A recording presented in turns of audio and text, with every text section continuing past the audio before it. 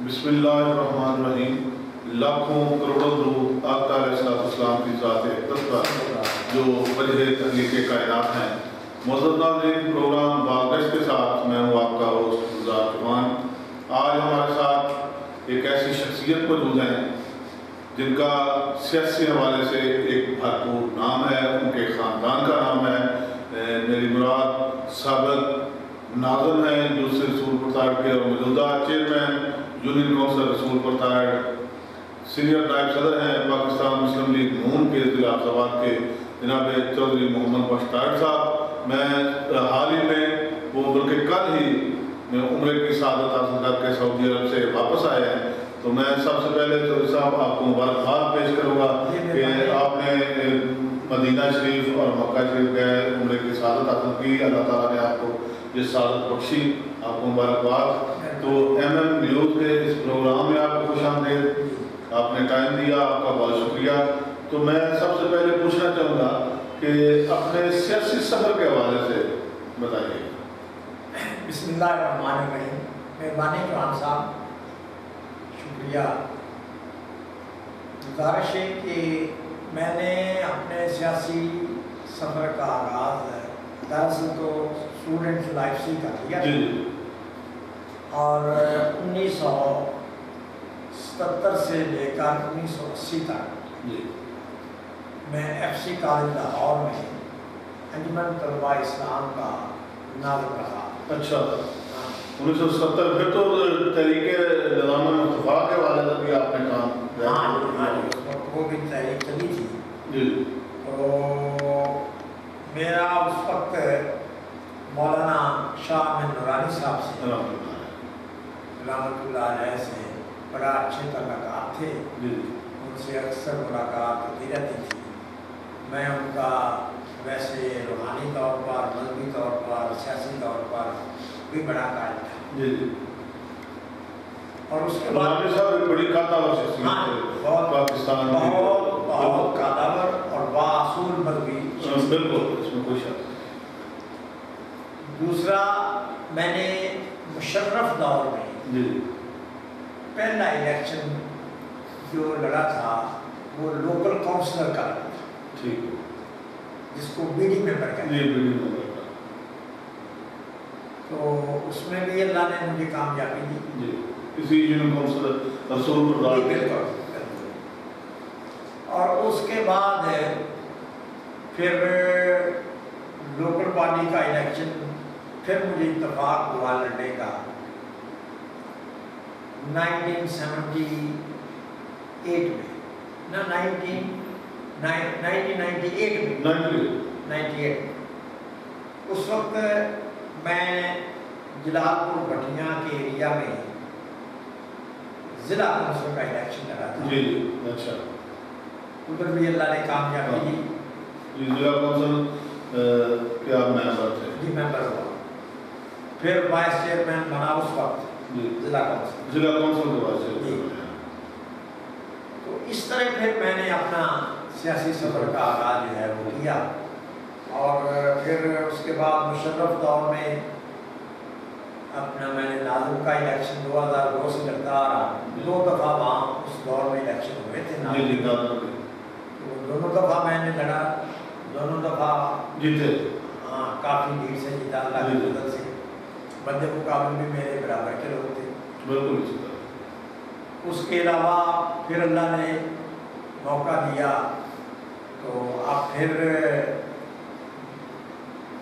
Punjab government نے supreme court کے احکامات کے مد نظر پورے ملک میں الیکشن ہوئے۔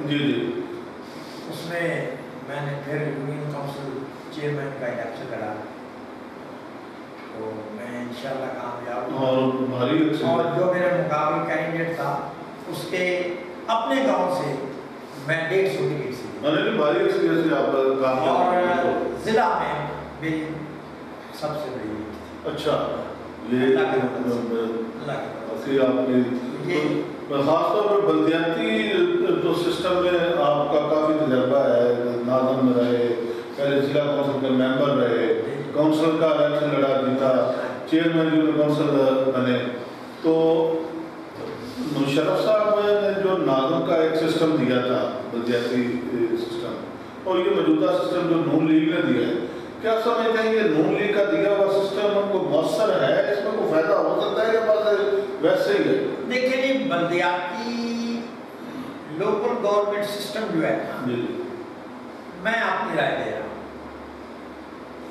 جن کو بیسک ڈیموکریسی کا جی جی بنیادی جمہوریہ یہی ہے۔ دراصل یہ کسی بھی ملک میں ڈیموکریسی کی روح ہوتی ہے۔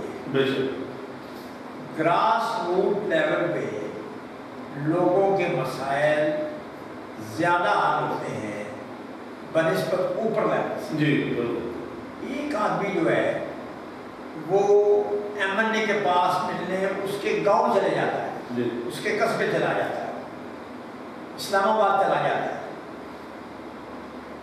لاہور چلا جاتا ہے، جی لیکن اس سسٹم میں، لوکل گورنمنٹ سسٹم میں، لوگ وہاں اپنے مقامی سطح پر ہی جا کر مسائل حل کروا سکتے ہیں، لیکن یہ تو گھر میں مسائل حل کرنے کی بات ہے، وہ اپنا دروازے پہ۔ لیکن مسئلہ یہ ہے کہ اسی گورنمنٹ نے جی لوکل گورنمنٹ کو با اختیار اور پاورفل نہیں بنایا۔ جی نہیں، ناظم میں تو آپ بڑے بتاتا ہوں میں آپ سے بتاتا جی ہوں۔ مشرف دور میں بے شک لوکل گورنمنٹ کو یونین، تحصیل اور ضلع کے سطح پر ایک سسٹم دیا گیا، جی وہ ان کو انہوں نے شروع میں اختیارات دیے تھے، جی پاور دیے تھے، جی ایون کہ لاؤڈ سپیکر کی اجازت کے لیے، جبکہ پہلے تحصیل لیول پہ یا ڈسٹرکٹ لیول ڈی سی سے اے سی سے یا ڈی سی سے لینی پڑتی تھی اجازت، وہ نام سے لے لیا کرتے۔ بالکل اختیار تھا۔ لیکن جب پرویز الہی کی گورنمنٹ آئی، جی الیکشن ہوئے، جنرل الیکشن ہوئے، جی مشرف صاحب نے جنرل الیکشن کروائے، ایم این اے آ گئے، ایم پی آ گئے، پرائم منسٹر آ گیا، سی ایم آ گیا، تو پھر انہوں نے M N A M P S کے لاٹ دیکھنے شروع کر جی جی اب جو پاورز، جو براعات گورنمنٹ کے نزدیک ناظمین کی تھی، وہ سیدھی سیدھی بات M N As M P S کو چبھنے لگی۔ جی تو انہوں نے وزیر اعلیٰ کے وزرائے اعلیٰ کے ذریعے ان کے اختیارات جو ہے وہ کم کرنے شروع کیے، اور اس وقت تھوڑا سا ناظم سسٹم کے اختیارات پر کوئی تھوڑا سا اثر ضرور پڑا، ان کے اختیارات پہ قدغن ضرور لگائی گئی، ان کے اختیارات کم کیے گئے، ٹھیک ہے، بالکل اس وقت میں ان کے کام ہو گئے تھے سیاسی گورنمنٹ آنے کے بعد۔ سیاسی گورنمنٹ۔ اب لوکل گورنمنٹ ایکٹ پنجاب جو ہے، پنجاب لوکل گورنمنٹ ایکٹ آئے، یہ اگر آپ پڑھیں نا، یہ بہت اچھا ایکٹ ہے، آپ پڑھیں، اچھا، لیکن وسائل نہیں، وسائل نہیں۔ دیکھیں نا، ہم ایک میٹنگ میں بیٹھتے ہیں، میٹنگ میں کہا جاتا ہے کہ ایم این اے صاحب کہنے لگے کہ جی آپ کو 3-3 لاکھ ملتا ہے، سوال یہ پیدا ہوتا ہے کہ ایک چیئرمین یونین کونسل کے 3 لاکھ پہ تو نظر ہے، تو جب ایم این اے کو کروڑوں ملتے ہیں ادھر نظر نہیں پڑتی، بالکل اسی طرح جی۔ اور وہ 3 لاکھ جو ہے وہ ایک آج کل یو سی چیئرمین کے لیے کھمبا بنا ہوا ہے، جی، حالانکہ اس میں آدھی اس فنڈ میں سے آدھا رقم جو ہے وہ عملے کی تنخواہوں میں چلی جاتی ہے، بالکل ٹھیک ہے نا جی۔ تو یہ وسائل اگر دیے جائیں تو یہ local Punjab local government act بہت اچھا قانون ہے، اور یہ بڑا اچھا سسٹم جو ہے وہ لوکل لیول پہ ہم چلا سکتے ہیں، لوگ جو ہے وہ مستفید ہو سکتے ہیں۔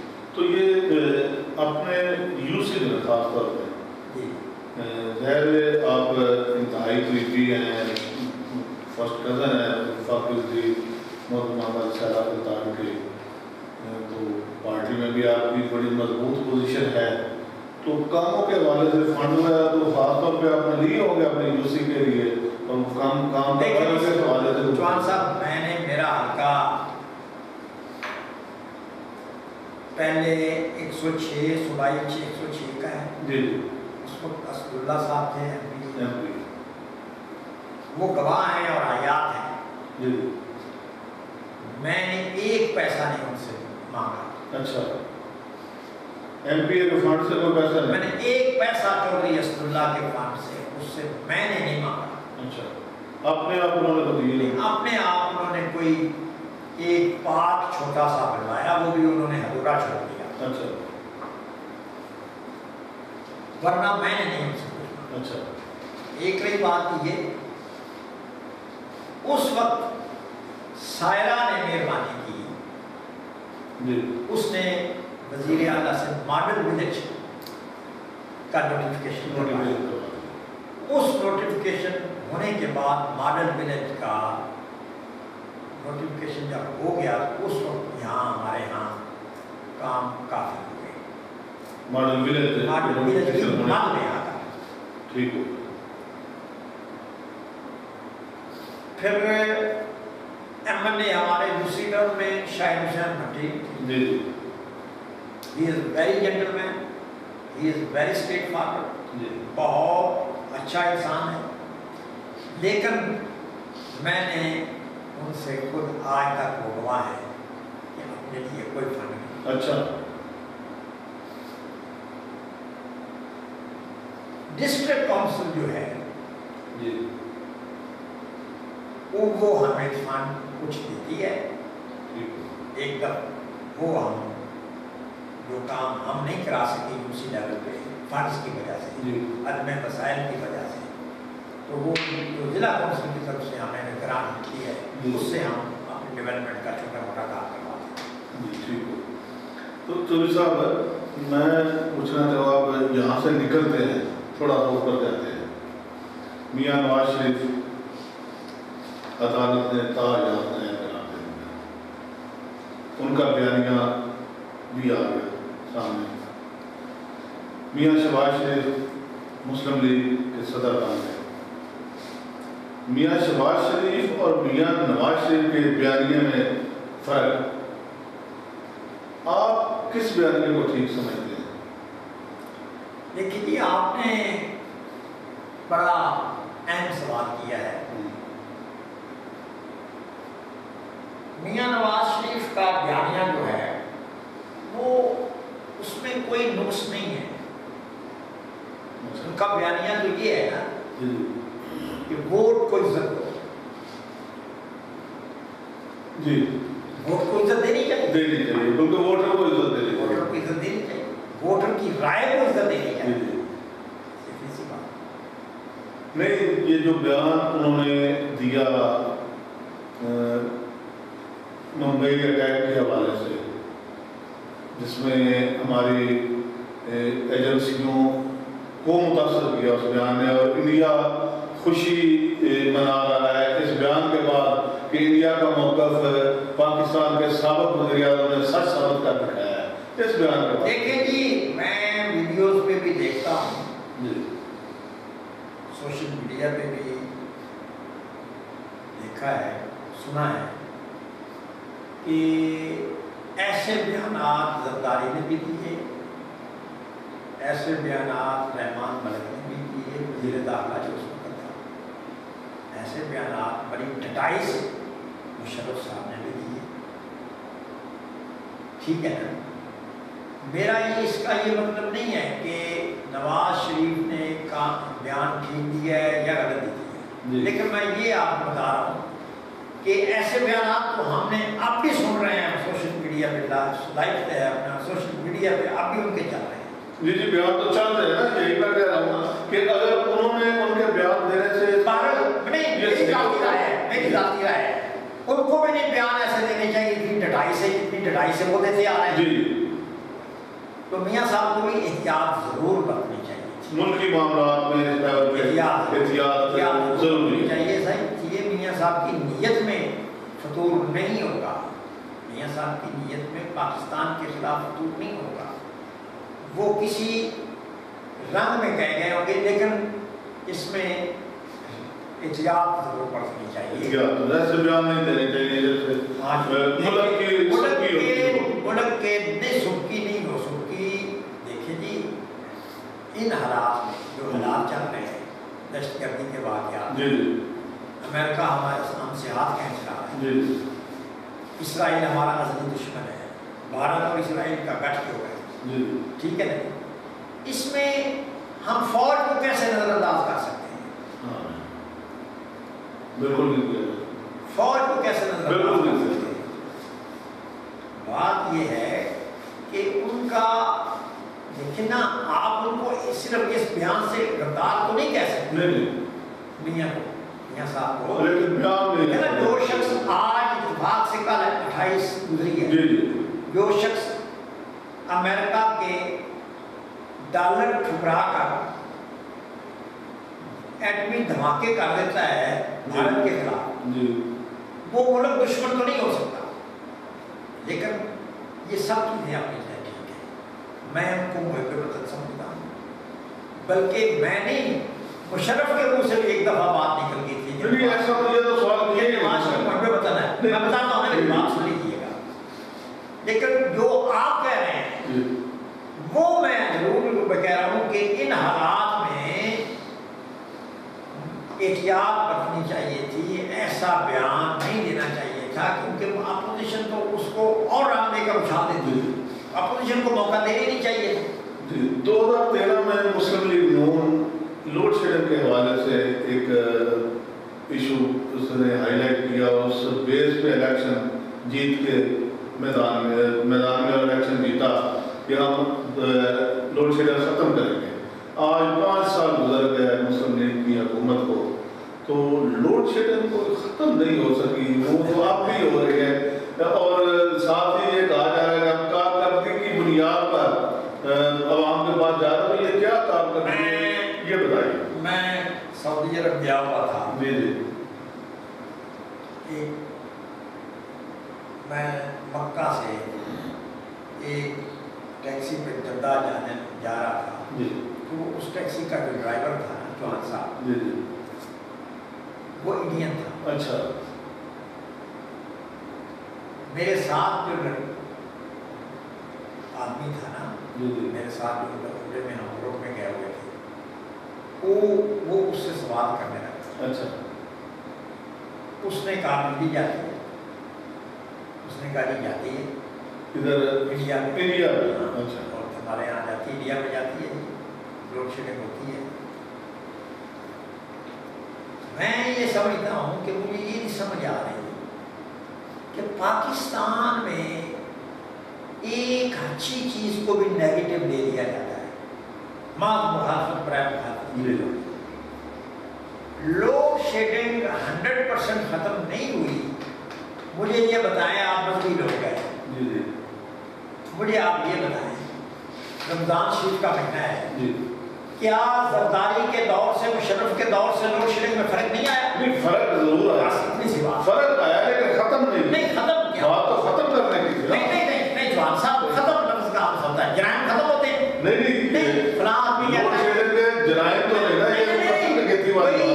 कोई जो चीज़ एक पैदा हो जाती है ना, उसको आप 100% खत्म नहीं कर सकते, उसमें बहुत सा वक्त लगता है।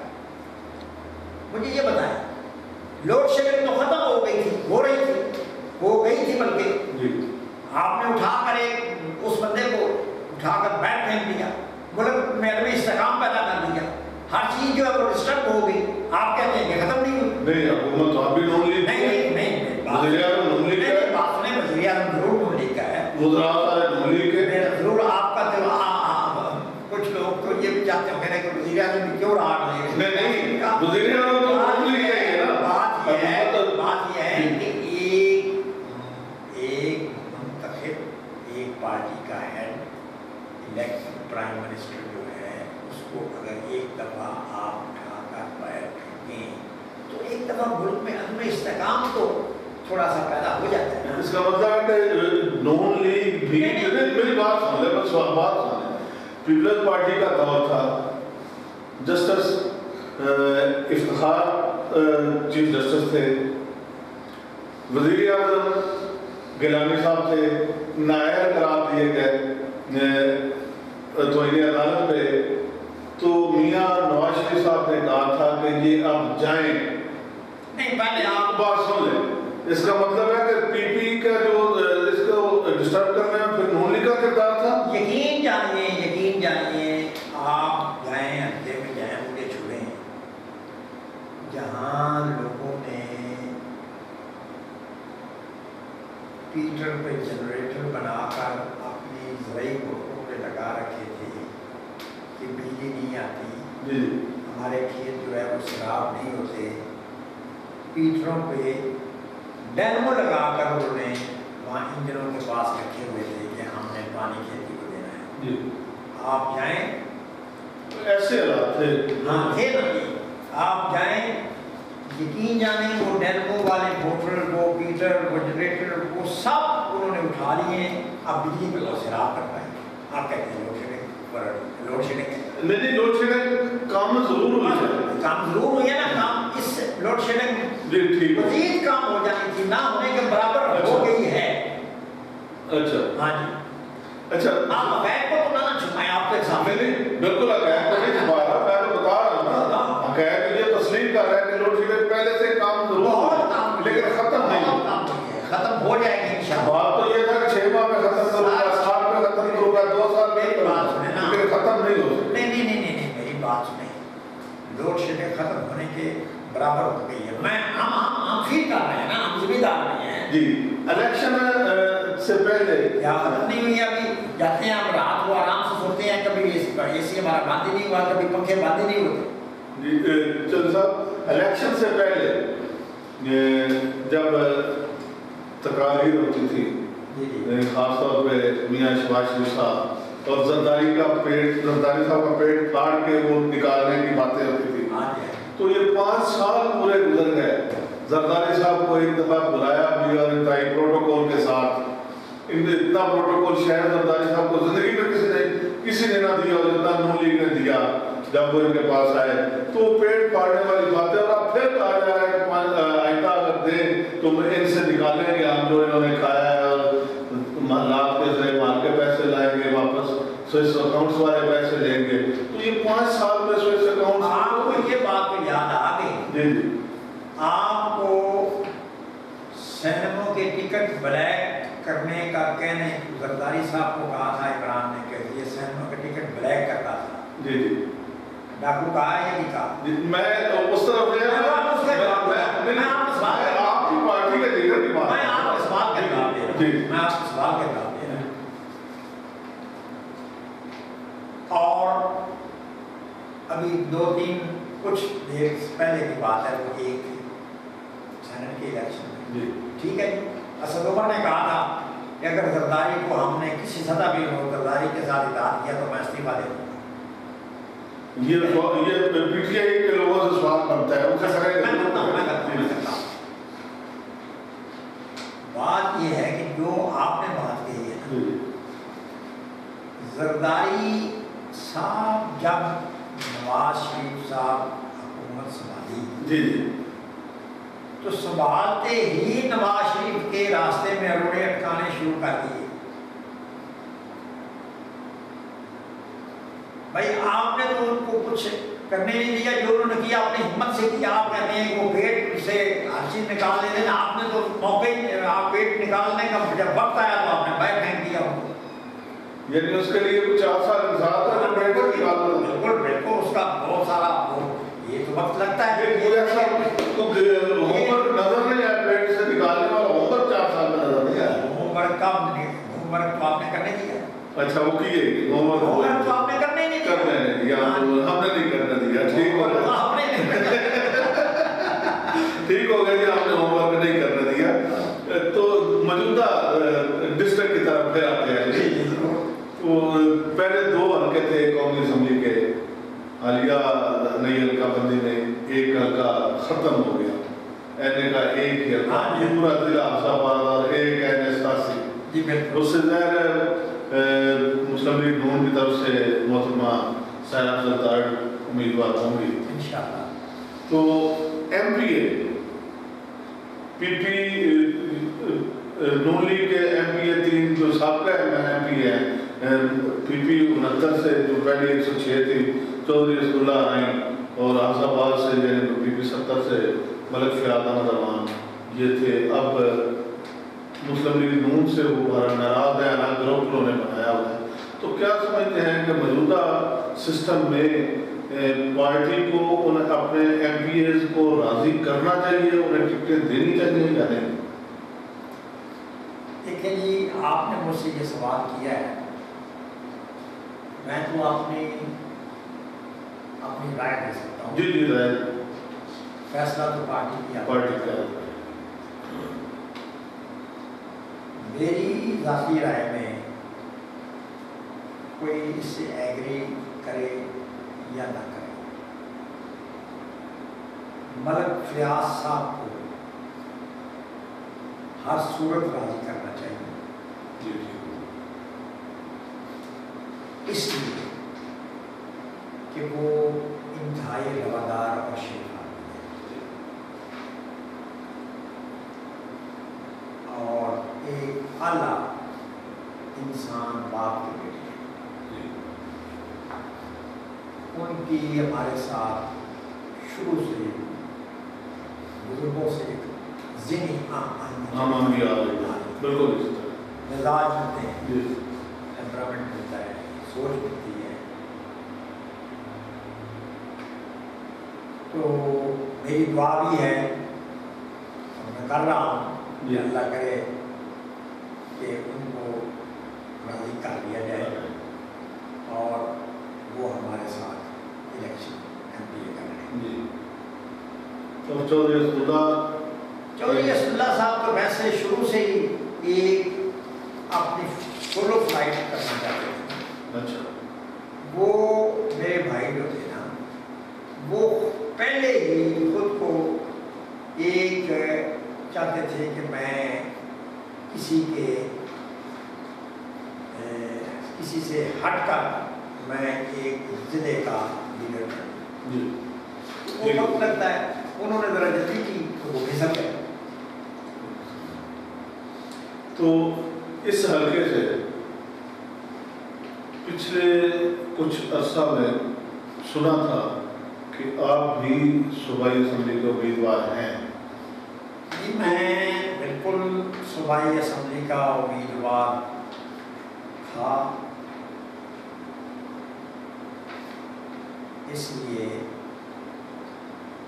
کہ حلقے 2 اگر ہوتے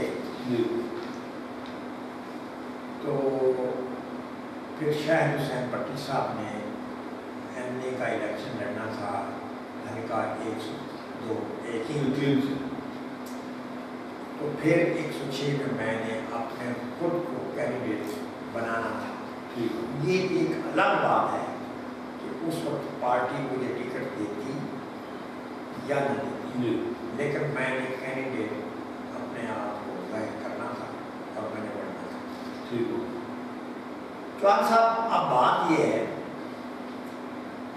کہ اب وہ حلقہ تو ختم ہو گیا، ٹھیک ہے نا. اب اگر شاہد حسین پٹی صاحب ایم اے پی پی 107 میں، یعنی آج جو نیا حلقہ ہے 71 جو پہلے والا 107 تھا پٹیاں والا، جہاں وہ پہلے ایم پی اے بھی ایم این اے بھی ان کا حلقہ تھا، ایم پی اے بھی ادھر رہے تھے. پھر پرانے ایم این اے جیسے کہ میں نے آپ کو کہا کہ ہم نے تو ایک فنڈ بھی ان سے نہیں مانگا، یہ مانگا کہ اپنا مقام ہماری خیریت ہے، وہ اپنا آپ کو کریں، اپنا ڈیولپمنٹ کریں اپنے لوگوں کو. تو انہوں نے وہ سارا فنڈ ورک تھا، کام تھا، لوگوں کے مسائل تھے، باغ اور وہ 107 کہتے تھے. اور میں بتاؤں آج وہ 107 کے مضبوط امیدوار ہے. اگر وہ کہیں اس میں کوئی شک اگر وہ 107 میں جاتے ہیں لڑنے کے لیے، پھر میں 106 کے لیے اپنے آپ کو امیدوار کے طور پر ظاہر کروں گا. اگر وہ چوائس 106 کی رکھتے ہیں تو پھر یعنی یہ چودھری میاں شاہد حسین بھٹی پر ڈیپینڈ کرتا ہے کہ وہ 106 107 جو سلیکشن ہے، ہاں اگر وہ 106 سے لڑے تو آپ اپنا نام بھی پیش نہیں کریں گے؟ اگر وہ 106 سے کینڈیڈیٹ بنتے ہیں، پکے بنتے ہیں، تو پھر میں 106 کا کینڈیڈیٹ خود کو نہیں بناؤں گا جی۔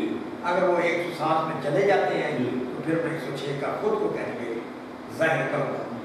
جب تو ویسے کام تو کا 107 میں ہے، انہوں نے کو سب کو کام کیا بھی ہے، ان کا وہی تھا سب تو پارٹی کو اس حوالے سے بھی ضرور پارٹی سوچ بچار کر کے فیصلہ کرے گی۔ جی بالکل۔ تو آئندہ الیکشن میں آپ نون لیگ کو کہاں دیکھ رہے ہیں؟ غیر تو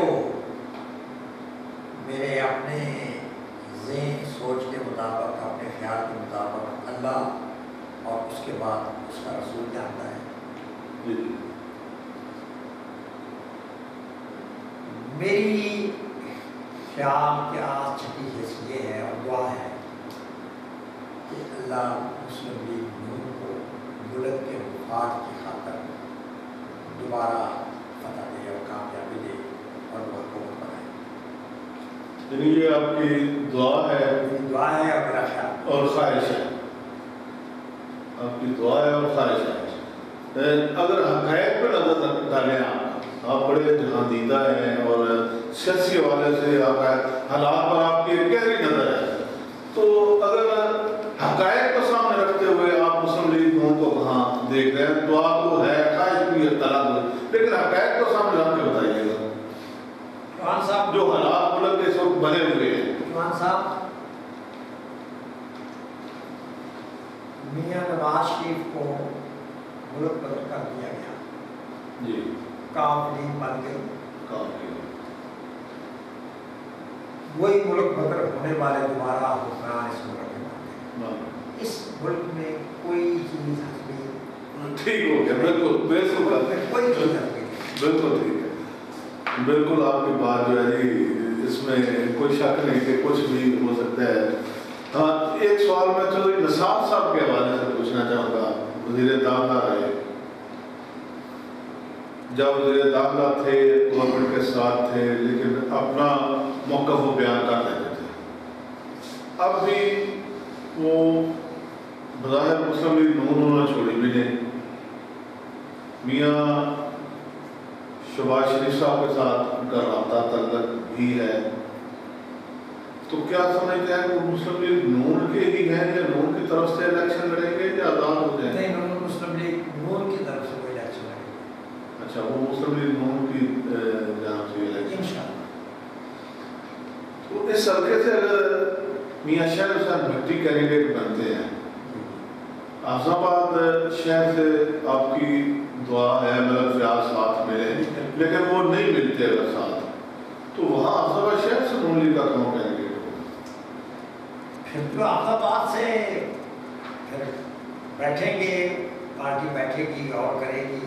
دن تھوڑے سے رہ گئے ہیں، بے شک دن تھوڑے سے رہ گئے ہیں، لیکن اس میں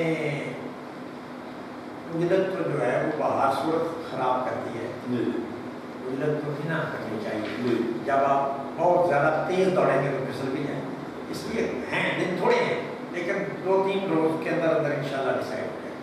تو جو پی پی 71 ہے جی وہاں تو نون لیگ کا کوئی کینڈیڈیٹ سامنے نہیں آ رہا، انشاءاللہ کینڈیڈیٹ میں نہیں رہا، انشاءاللہ بڑا اچھا کینڈیڈیٹ آئے گا۔ کون سا؟ بس جو بھی آئے گا میں نام بتانے سے آپ سماج چاہوں گا، نام لیکن فی الحال کوئی کینڈیڈیٹ سامنے ملے، بلکہ بعض وہ ایسے کہہ رہے ہیں کہ اس حلقے میں نون لیگ کا ٹکٹ لینے والا کو بندہ ہے۔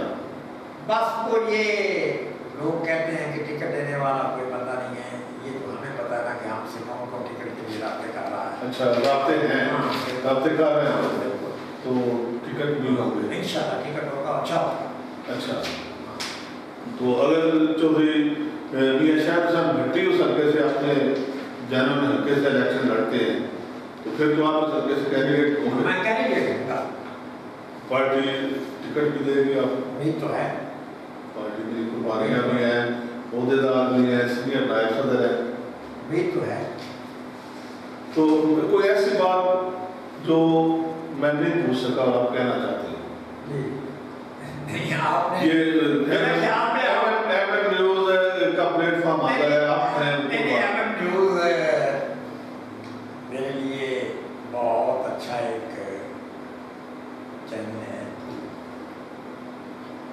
آپ میرے بڑے پرانے جاننے والے ہیں, ہم مسلک بھی ہیں, سارا کچھ ہے.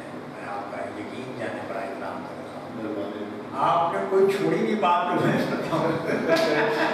بہت مہربانی ناظرین, جیسا کہ آپ نے محمد بشتاق صاحب کی گفتگو میں انہی الفاظ کے ساتھ اجازت چاہوں گا. اللہ